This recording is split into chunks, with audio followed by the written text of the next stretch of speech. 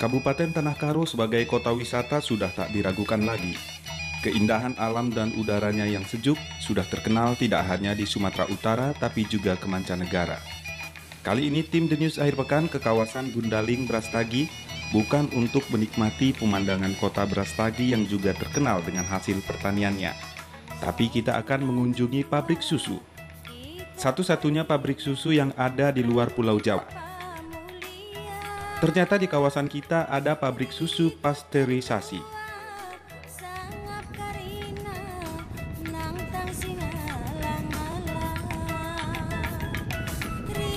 Lokasinya di Desa Jarangmuda, kawasan Gundaling. Namanya Gundaling Farm.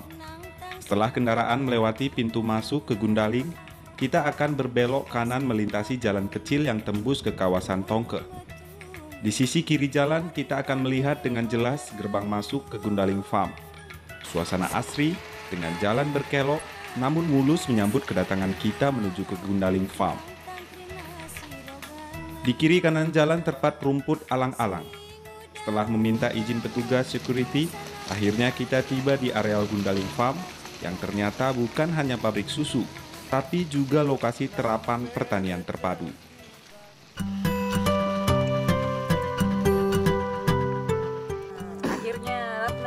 Hai pemirsa, akhirnya nih kita sudah sampai di tempat pemerahan susu di pabrik susu segar, susu pasteurisasi. Nah, mungkin ini kita akan melihat bagaimana proses cara memerah susu sampai menjadi susu yang bisa kita minum. Selama ini kita hanya melihat aja ya. Iya. Orang memeras. Ternyata aku ini penggemar susu loh, Lel. Oh, iya. Iya, jadi atau memang itu standar model. Kita standar model. Jadi kita akan ajak pemirsa hari ini untuk melihat bagaimana proses mulai dari memerah susu. Memerah susu ini tangannya bener nggak? Memerah susu. Memerah susu sampai kemudian susu itu masuk pabrik dan sampai ke rumah Anda. Oh, iya. Mau tahu seperti apa? Kita ajak pemirsa kita. Yuk. Tidak penasaran ya.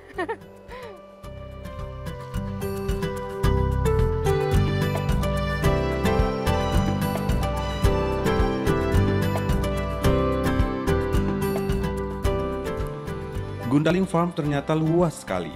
Ada areal peternakan sapi perah yang dibagi dalam beberapa kandang sapi laktasi permanen, areal pemotongan rumput, areal hortikultura, dan areal peternakan sapi potong. Pemandangannya pun luar biasa indah, karena areal berada di sisi bukit. Beruntung, saat tiba di lokasi, kami langsung bisa bertemu pendiri sekaligus pemilik Gundaling Farm, Petrus Sitepu. Pak Petrus kemudian mengajak kami melihat peternakan sapi perahnya. Iya, pemirsa, kita sekarang bersama dengan Bapak Petrus Sitepu, famili saya ini Bapak. Kita akan berbincang-bincang ini seputar masalah sapi, pemerahan sapi dan juga sekeliling dari farm ini. Tadi saya sangat tertarik dengan di telinga ini, apa kan di telinga sapi ada nomornya dan tentunya itu beda-beda. Mungkin semua nomornya berbeda. Jadi yang telinga sapi ini gunanya kita ini ada ID ya, ID-nya, ya, KTP. KTP-nya. Ini semua ada kita pantau di komputer. Jadi kalau saya misalnya calling berapa nih nomornya? 2470 yang ini. Langsung kita tahu dia pernah melahirkan tanggal berapa, anaknya beratnya berapa, berapa kali melahirkan, berapa kali dia pernah sakit, itu semua ada recording. Karena kalau kita berbicara soal sapi perah, yang paling utama di sini ketelitian. Ketelitian harus di salah satu antaranya harus ada recording, apapun harus ketelitian. Iya. Jadi memelihara sapi perah ini intinya teliti, sehingga semua kita bikin pakai jam.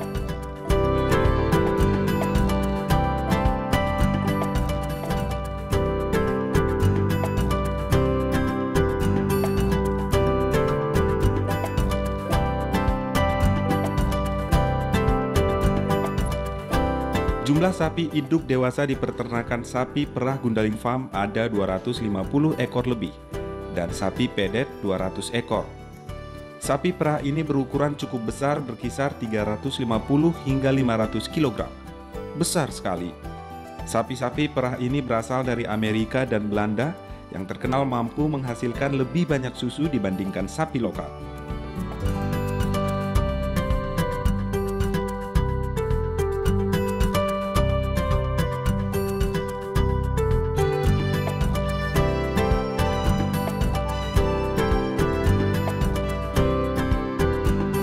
masing-masing sudah pada tahu kandangnya ya Pak ya? Dia memang Digiring. tapi begitu mana yang kosong dia ke sana. Oke. Dia tidur semua nih. Pinter. Nanti jam 2 dia mulai bangun nih.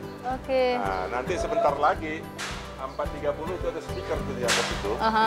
Nah, nanti musiknya kita hidupkan dari kantor. Nah, dengan musik itu dia udah tahu, oh ini jam pemerahan. Karena sapi ini dia nggak bisa baca, bisa denger nih. Dan Oke. bisa menikmati musik nih. Ini Pak katanya kan dari luar negeri. Jadi kalau lagu yang diputar lagu luar negeri atau lagu baru? Lagunya memang lagu-lagu instrumental yang soft ya, yang klasik gitu lah. Iya, iya. Bukan lagu karo ya Pak? Lagu karo kayak gitu. Tapi ternyata intinya binatang seperti sapi pun bisa diajari untuk tertib Pak. Ini ada rules ya, rules ya untuk number one semua karyawan saya harus tahu, sapi tidak boleh dipukul. Oh. Kalau saya lihat karyawan saya mukul sapi 3 kali, itu langsung SP3 apa? KDRT ini berarti KDRT. Nggak boleh, kalau yang itu memang kita bikin. Karena ini sapi ini kita sebut di sini, inilah pabrik biologis yang bisa bikin susu. Iya. Manusia nggak bisa bikin susu. Harus yang sayang ya Pak ya? Nah, yang ini yang bisa ngubah ini. Iya benar. Susu.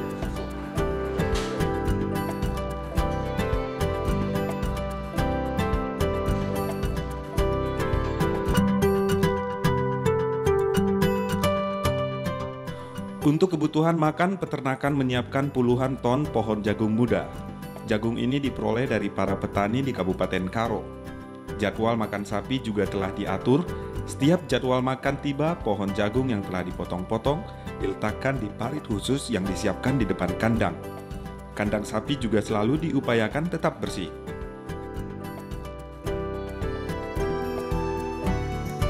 Gini, di dalam nih.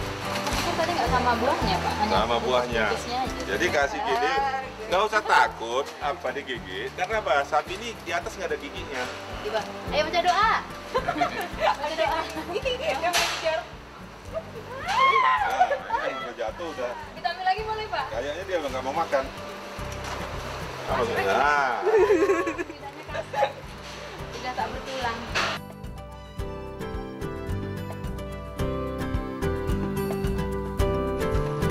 Kandang sapi laktasi dengan kapasitas 250 ekor ini juga dilengkapi tong-tong air dan parit-parit khusus untuk memudahkan pembersihan maupun pengambilan kotoran.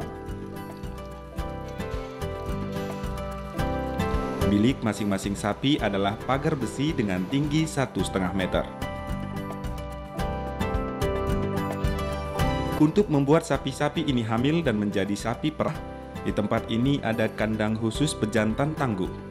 Sapi pejantan adalah sapi sehat yang rata-rata beratnya di atas 500 kg.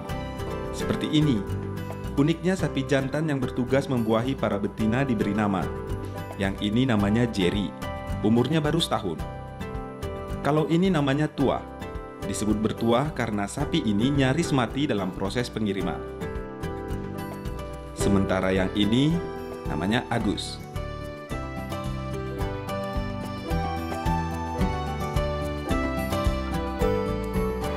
Ya kan tadi kita kan udah lihat.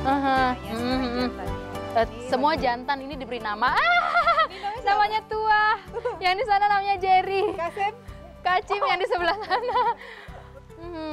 Pak, kalau untuk jantannya sendiri kita ada berapa ini?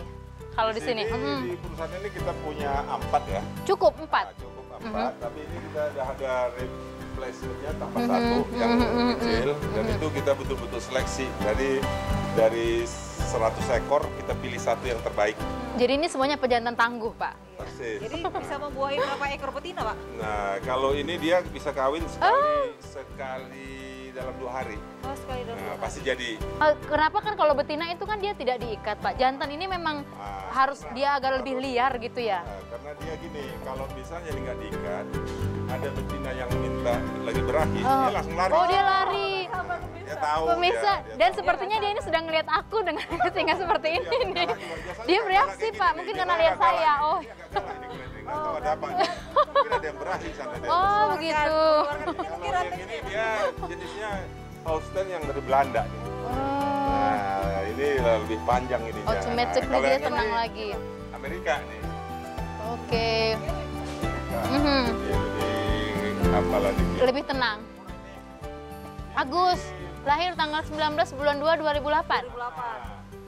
Oh, bulan 12. bulan 12. Nah, jadi dia pas setahun ini. Ini baru setahun, Pak. Ya. Oh my God. Ini lahirnya aja, inilah sapi lahir yang terbesar sejak kita operasionalkan farm ini. Dia lahirnya 51 kilo. Rata-ratanya biasanya berapa? 38, 39. Oh, Ini dia 51. Besar ya. overweight Dan dia lahirnya. induknya besar dan produksi induknya tinggi. Jadi ini kita lulus seleksi untuk jantan dan dia jinak. Jadi Karena ini karakter sapi ini ada yang memang liar, nggak bisa dipegang. emaknya si Agus ini sekarang masih tak menghasilkan. Masih. Karena kan tadi Bapak bilang loh, itu sapi 8 kali melahirkan gitu loh. Itu Pak yang di ujung sana juga ada ya. Itu Nah, bagian itu Biasanya proses kawin sapi betina berlangsung setelah sapi betina memberi tanda berupa lenguhan gelisah. Jika ini sudah terdengar, maka sapi jantan pun juga gelisah. Sapi betina akan dibawa bertemu sapi jantan hingga terjadi proses kawin.